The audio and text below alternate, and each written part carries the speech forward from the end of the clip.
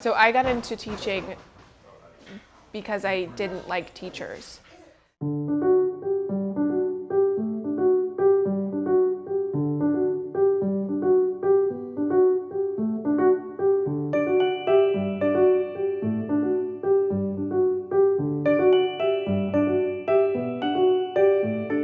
So when I was in 6th grade, I needed to go to the bathroom, and I asked the teacher, and he made this huge deal, because in 6th grade you have like 40-minute class at times, and you're supposed to go in between class periods, but you only have 3 minutes. And he shamed me in front of the class and said I had to give 3 reasons why I needed to go to the bathroom.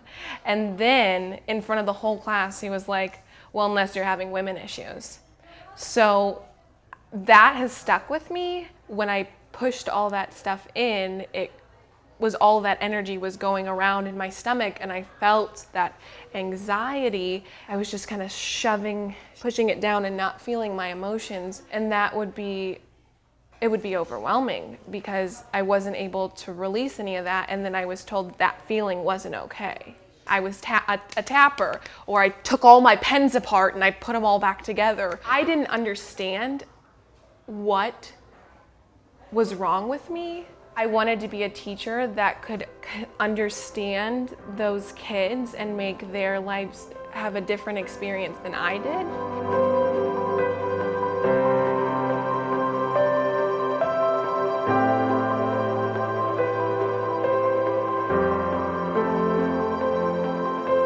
I didn't find a teacher that I connected with until I was in high school, and when I did, I was a completely different person. Like, I didn't get good grades. I didn't want to get good grades. I didn't care, but I got an A in her class, and she was the best teacher because she made a connection with me, and we had a relationship. Now, having the skills that I have with conscious discipline, I understand why that worked. I first came to conscious discipline in college. For my student teaching, I was placed with it. You go through all the rooms and you connect with the teachers. And I got into one classroom, and it was probably 10 minutes, and I was like, oh, like you can feel it. You walk into classrooms and you feel energy. I didn't know what she was doing, and we talked about it, and she said it's conscious discipline. That was just my big aha, like this is legit. Ever since, I've used it ever since. Over the last 3 years, I've been using conscious discipline, and I know why students are successful. It has nothing to do with curriculum. It has nothing to do with the teacher. It has everything to do with connection.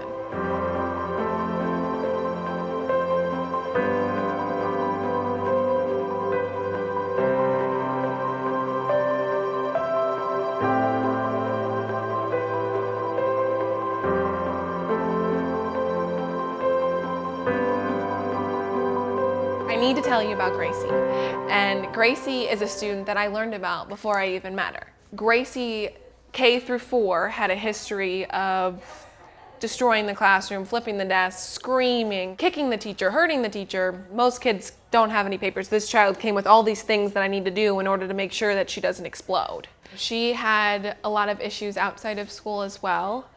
She would run away from home. She got arrested a couple of times, and she was just really struggling. She was quiet, and we did the things that we usually do in the beginning of the year, trying to get to know each other and establish those first connections. One day she got into a fight at recess, and I was like, you know, Gracie, why don't we have lunch together? And this was right after recess, and she was completely shut down.